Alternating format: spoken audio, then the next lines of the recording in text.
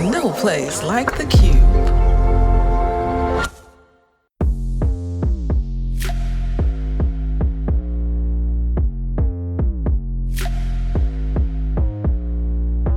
Hey, I'm Adell. And I'm Anna. And we are AD Productions. Get ready to nod your head and laugh out loud as we bring an unfiltered perspective to Black life in predominantly white spaces. So, welcome to the Head Nod, Season 1, Black Life at a PWI. In a PWI, where the vibe's kind of rare. I'm a Black soul standing strong, I swear. Different faces, spaces I navigate, shining my light. I gotta elevate. Microaggressions try to bring me down, but I rise, wear my melanin crown. Diversity, strength, and unity we blend. Black at a PWI. We're here to ascend, learning and growing, breaking the mold. Stories untold, but our voices are bold. Through challenges and triumphs, we strive. Black excellence in our hearts abides. Yeah. Oh, ChatGPT! So, today, AD Productions brings you another awesome guest, someone who is one of my favorite people. So, a little bit about her. Her name is Dr. Cassandre Dunbar. She is the creator and host of the award-winning wellness podcast called Be Well Sis. You should definitely check it out, like for real. In her quest to achieve holistic wellness, she noted that Black women are often alienated in wellness spaces despite suffering the worst medical outcomes compared to their peers. Cassandre launched her podcast in order to address this lack of inclusion. And since its debut in 2020, it has been recognized by Apple Podcasts as new and noteworthy and ranked among the top 10 alternative health podcasts and top 200 of all Apple Podcasts in the United States. Its global audience garners thousands of monthly listeners and has earned features in publications such as Ebony, Traveler, Forbes, and more. We always ask all of our guests to tell us their name and the name of their school and what the call out may have been, like whatever the school's chant or something may have been, like how you go by. Like for Penn State, we say, we are. And for Anna, y'all say, DU? We don't have one. Okay, so my name is Cassandre. I went to Montclair State University, and it is a very small state school. It's bigger now, but if you're not from Jersey, like you probably never heard of it. We don't have a state call out. MSU? I don't know. We gonna go with that. Just make it up then. we gonna go with that. There we go. Yeah, put your heart into it. Let it come from your toes. You know what I'm saying? MSU. Yeah, we gonna go with that. We gonna go with that because why not? So yeah, why not? That's what we do, Anna. If people don't have one, just make one up. Like whatever. We here for that. There isn't one until there is. And now there is. So first question, what made you want to go to MSU? If I'm being really, really honest, they offered me the most money to go there. So I was first generation college student. We didn't have much money.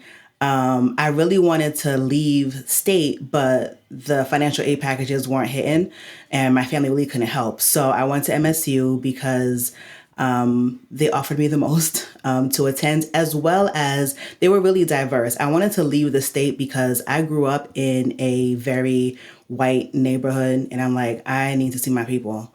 And I wanted to go to like a city. I really wanted to go to Philly to go to Temple, but it was too expensive. So I ended up picking Montclair, not only because of the financial situation, but also because they were really big on diversity.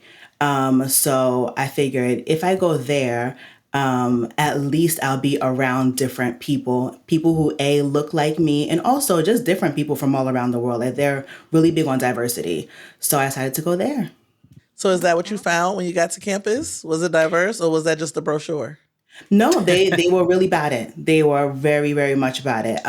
It was a very diverse place. They, I think before it was cool, D&I was really heavy on their agenda. And it really was diverse. We had people from, of course, a lot of Middle Eastern people, a lot of people from India, a lot of African students. It really was diverse. And then, of course, they really heavily recruited in majority Black cities in New Jersey. So we were from all over the place. So yeah, they did their thing. Shout out to y'all at MSU for actually being about it before it was cool. Yeah. So what did you study? What did you study at MSU? Biology. And I loved that. Typically the STEM courses don't have too many of us, but my classes, like, we were in there deep. So which was great because whenever I wasn't shy to form a study group and to, outside of class, and our labs were so fun. So it was a good time overall. So it wasn't like a traditional PWI where there are an overwhelming number of white folks. It sounds like it was pretty balanced.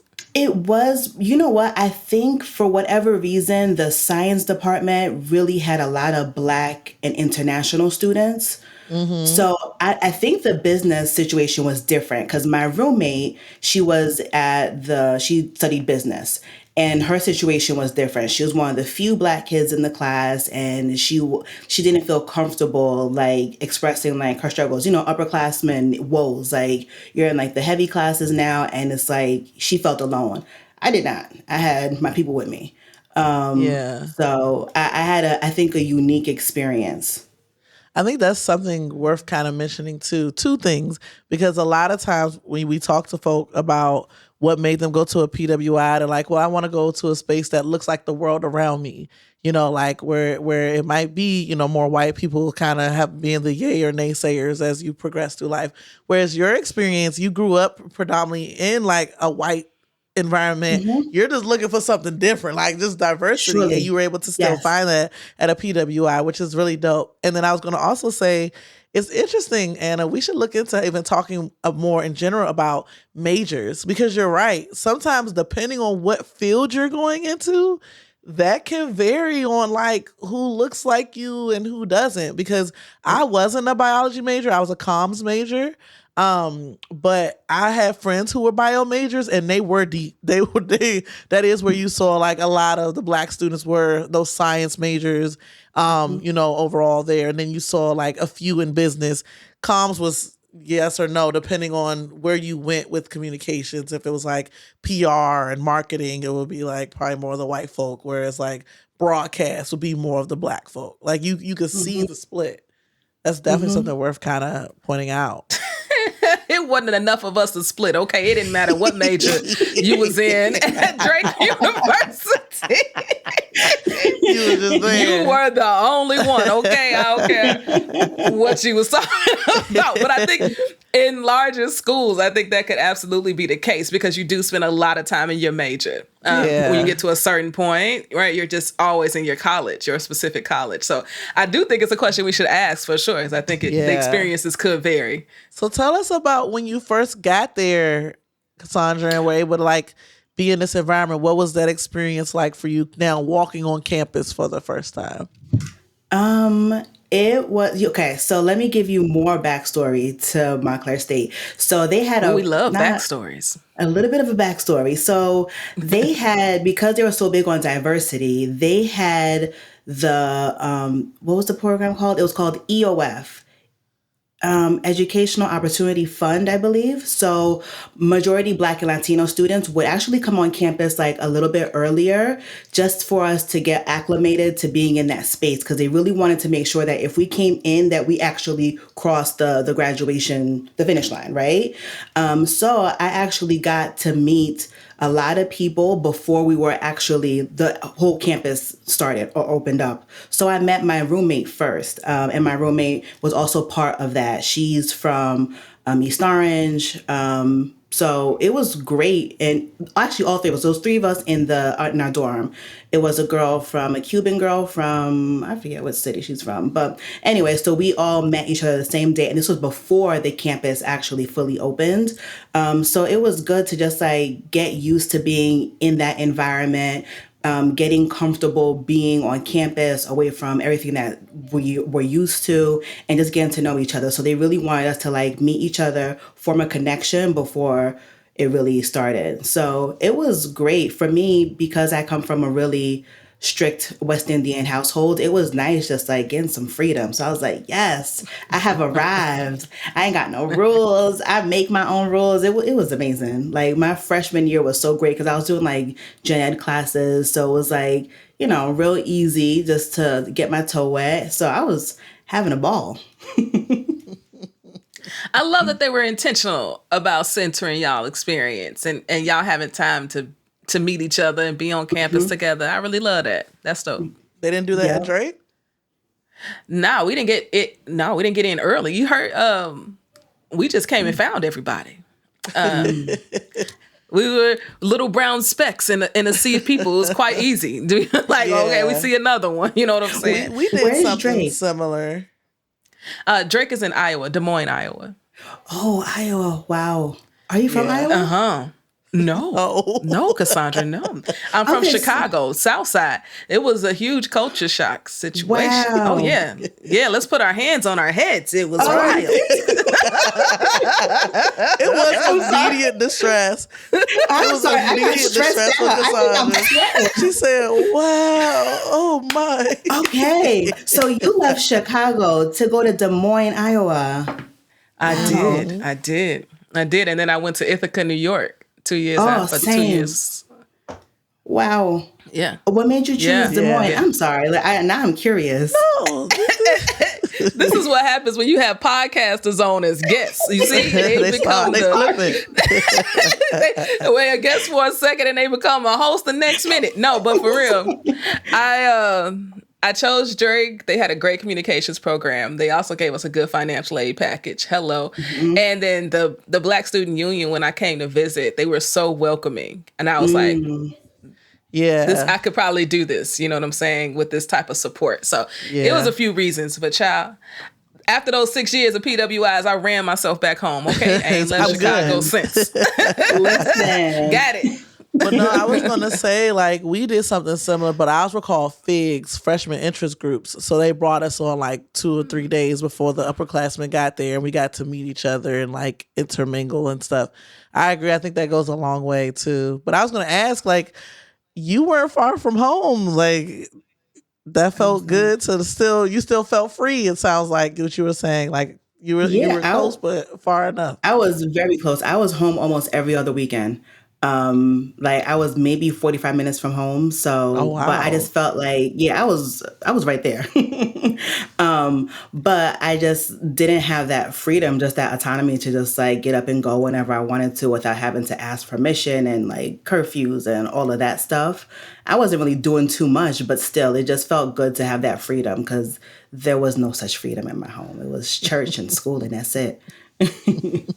So what did you get into on campus? What was MSU like? Is it a big sports school? Is it like a liberal arts situation? We got plays. What was going on at MSU? Very liberal arts, and they had there was a lot of stuff. The SGA, really ran things. They had so many things to do, like different clubs and stuff. What did I get into? I told you, so because I grew up in like a predominantly white environment, I was trying to, where my people at? Like, what are you guys doing? I want to like meet y'all and like mingle with y'all. So I joined the Caribbean Student Union, the Black Student Association. I don't know how I met the dean of students, but he like wanted to bring back the NAACP on campus and he like forced me to start that. So I was part of the NAACP for a couple of years. You name it. Tell us about that. You started the NAACP chapter. Yes, so we revived it. Want to bring it? Why did you? I forget what happened, but for whatever reason, there was a chapter on MSU campus, and then it just fell apart. And he was like, let's revive this thing. So I'm like, okay. So it was me and my best friend at the time. She is Persian. She was Persian.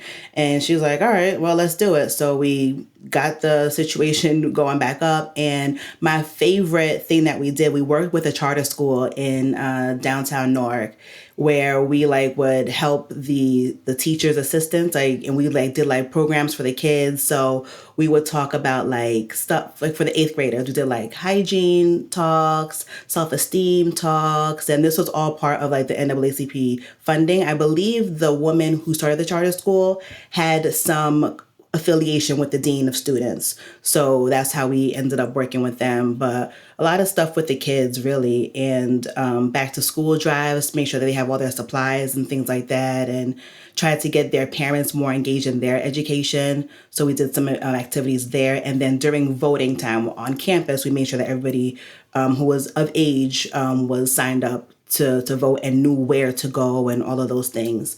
So that was really fun. Yeah, so you was busy. I was gonna say that you were very busy on campus. You was out there. You was like, I'm gonna do everything. In a way, yeah, in a way, because like I said, I came from a very sheltered environment in a place where I didn't want to be involved too.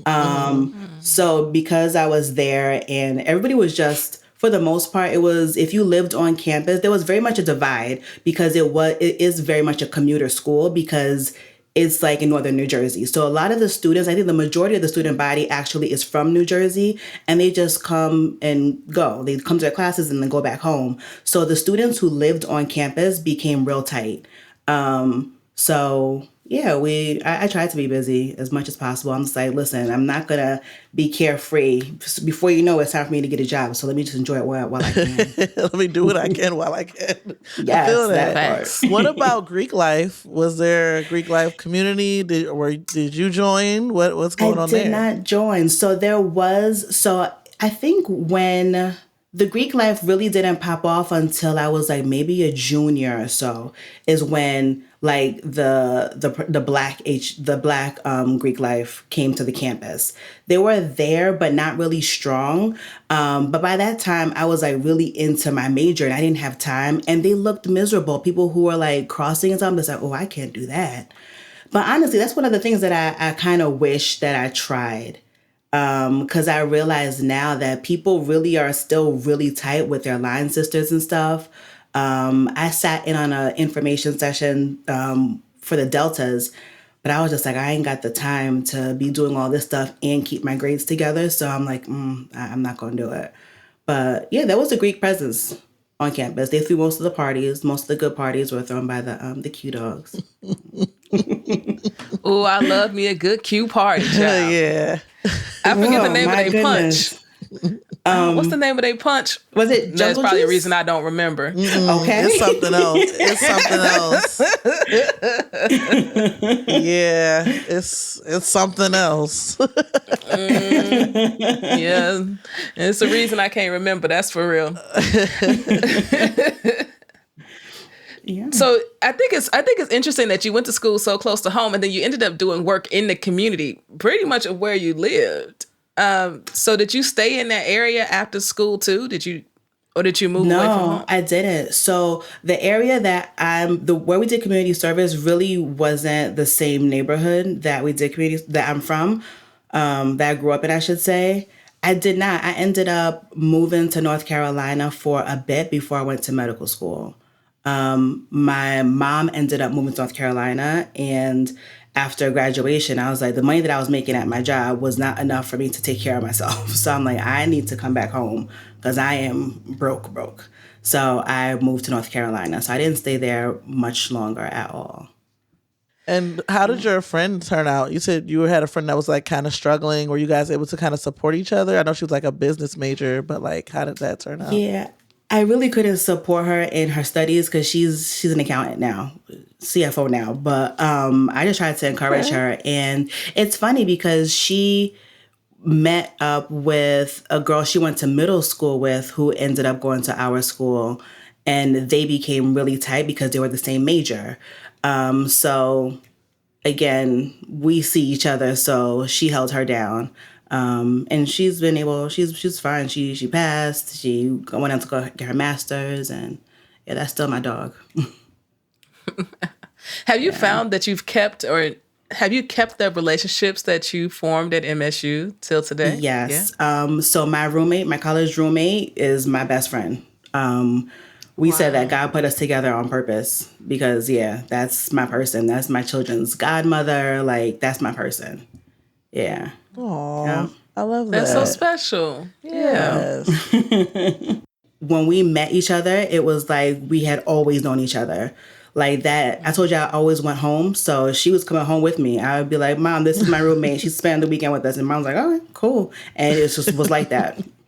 Like my mom went shopping for me. She went shopping for her. Like brought us all groceries and stuff like that. So, yep.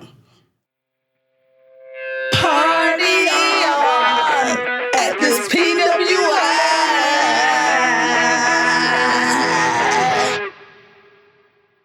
So I wanted to ask you, in coming to college, were there any new songs or even predominantly white songs that you may have learned or type of music that you got inundated with while going to school? Like what's some new music you learned there?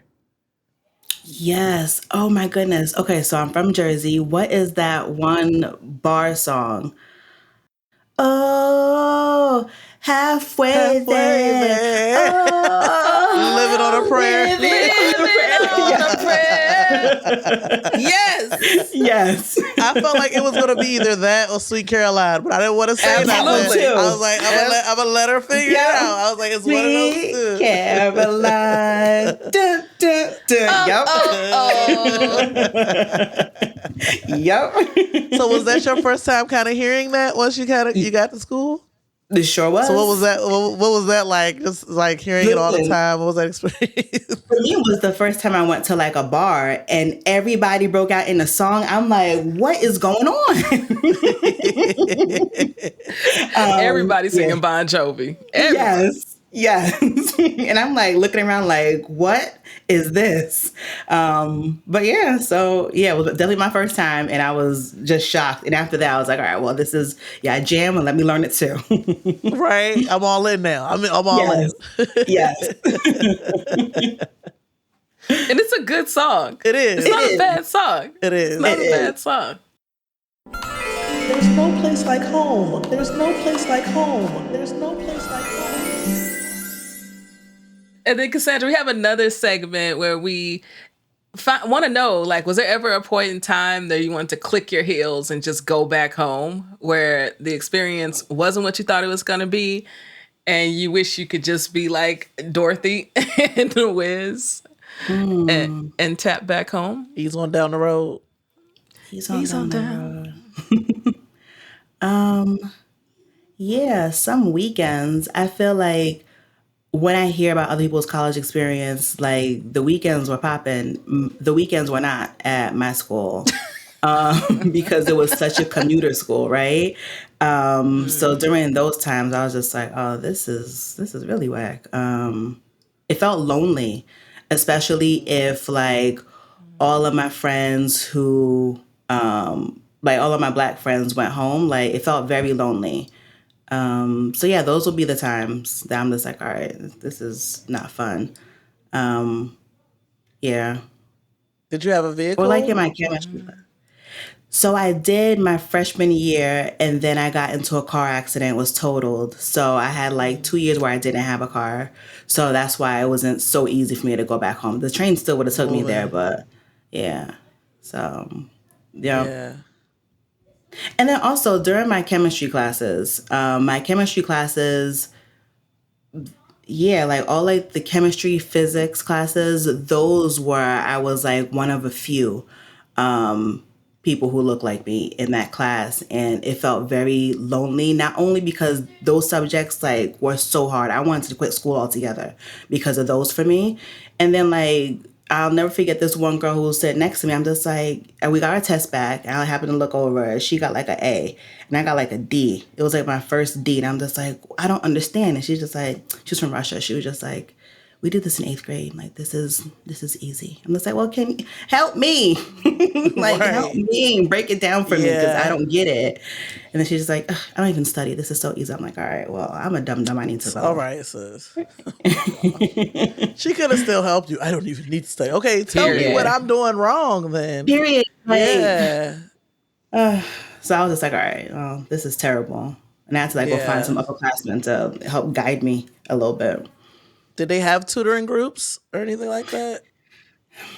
They did, but I didn't really like partake in the tutoring sessions because this may sound, I'll be honest. A lot of the kids who were tutoring, they were like foreign and they just were moving too fast for me. The accent, I couldn't pick it up. It felt like it was another professor. So I was like, let me just struggle by myself or struggle with other people. A collective. So, Yes. right, Yes. right. Yeah. So, I went through something similar. That's why I was asking, because like I hate math. Like, ugh, yeah, Same. barf. I cannot stand math.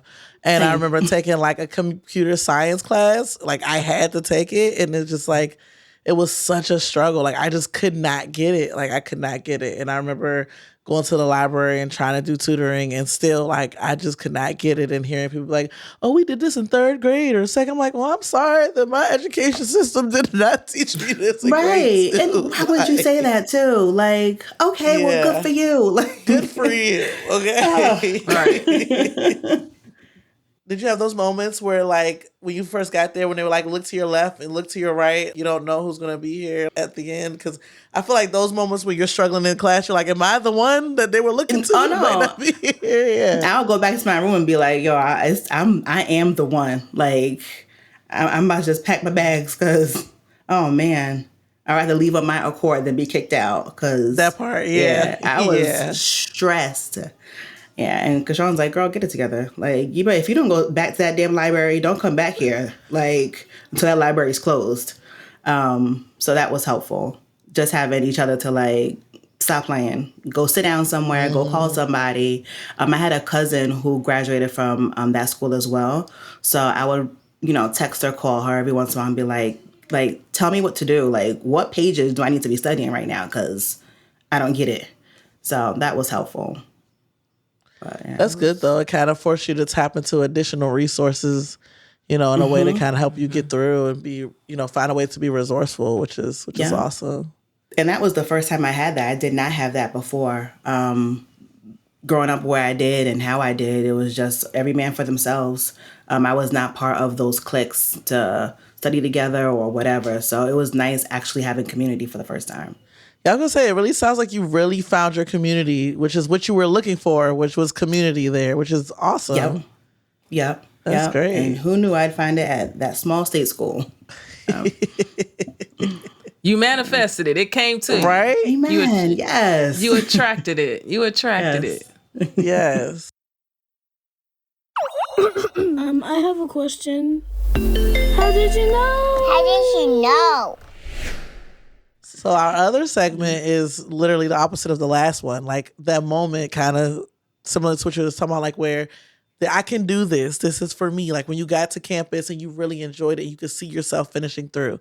Was there a moment where you kind of looked out and you can recall kind of saying that to yourself or seeing that moment for yourself? A particular moment. I think, honestly, just the first few days before the campus actually opened up and just seeing a sea of Black and brown faces who were like just as eager as I was to learn something and to become something or somebody was when I felt like really positive and energized about the journey. After that, I would get my little dips where I was like, oh, I'm not so sure about this. Is there anything else about your college experience that you felt was really special? Like really, that really stands out to you? I think the thing that stands out to me the most was the little tribe that we made amongst ourselves really pushed each other to see this whole thing through. Like we'd constantly remind each other, like, we're here for a purpose and we have to figure it out. A lot of us, if not all of us, were the first ones to go to college from our families. So it really meant a lot for us and for our families. We got to like kind of meet each other as like parents or people who are their caregivers. And we had to remind each other like, yeah, this is hard and there's going to be distractions but you have to put your head back, like put your head back on straight and finish through. some people had like children during our time at school, but we're like, okay, like it happens. You can take a pause, but you have to finish. There's no such thing as quitting. And we would have those tough conversations with each other. If people's grades started to slip, like we were very transparent about GPAs and like, yo, you wildin', what are you doing? Like, get up, go to class. I have not seen you. Why? So that was, for me, a really special part about my experience. And I feel like that may not necessarily be universal, but I was really grateful to have that little family to keep each other accountable, because we knew that this was really important. I love that. I love having the accountability partners, because you do want to see your little community make it through, so that on graduation day, y'all are all standing there with each other and have that moment. Yep. And we've heard this theme through all of the stories that we've heard from folks, is that we find each other and we create our own little family communities, our own little families in these larger institutions. No matter what the circumstances, we find each other. Yeah. Do you feel like that helped you once you kind of got out of there, and especially going into the medical profession, which I'm sure you faced a lot of stuff? Do you feel like that helped you, or even still helps you to this day? Like, I carry that through. When I got to medical school, I found us, and I'm like, all right, we gonna figure this out together. We're gonna finish this together. And if I know something, I'm gonna share it with you, and vice versa. Like, we have to hold each other down. If you don't see me in class, come knock on my door and I'm gonna do the same for you. Like, we have to do this together. And I think that's been just my life story. I don't know if MSU is what created that, but that's just how it's been. Whenever I got to work, if I see you look like me, like, we're gonna be okay together. That's we become each other's support system. Yeah. Cassandre, we know you got a pod. We want to support you, amplify it. Please tell all the good people where they can follow you, because they need to be tuned in to your work. Yes. Thank you. So my podcast is called Be Well Sis. It is a wellness podcast that centers Black women. So join in. The conversations are very laid back. Hopefully you learn something, but it's not like preachy. It is not like you're in class either. It is really heartfelt conversation with really dope women. So tune in. You'll learn something. You'll laugh. You might cry. All of those things. And it's available wherever you get your podcast. Yes. And I'm going to say, Cassandra is such a natural host that it just kind of feels like she's saying the things that you're thinking. Like, she'll have a guest and I'm like, she should ask this. And then she'll ask it. Like, she's just like in all of our heads. Like, it's a really fluid and calm show. I was a fan before I met her, so I was glad to meet her so that I could, meet the person with the podcast. Yes, I love it. Yeah, I appreciate you. Of course, I love you. You're awesome. Love you too. Well, thank you for being on our show. Thank you. Thanks for having me. I have so many questions for Anna. Anna, I'm going to have you on the podcast and just talk about your time in Des Moines. Like, my brain is just like, the wheels are just spinning. Why did you do that? Have you healed? Are you healed from Des Moines? Are you healed? Be well, sis. Be well, okay?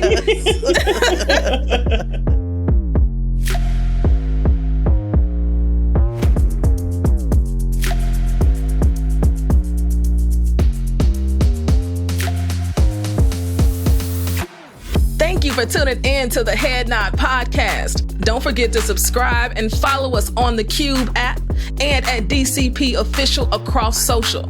Family, follow my sis Adell at I am Adell Coleman across all socials. And follow the coolest to ever do it, Anna DeShawn at Anna DeShawn on all socials. Listen wherever you get your podcasts. And if you really dig it, leave a rating and a review. Keep nodding your heads with us. Until next time, this is the Head Nod.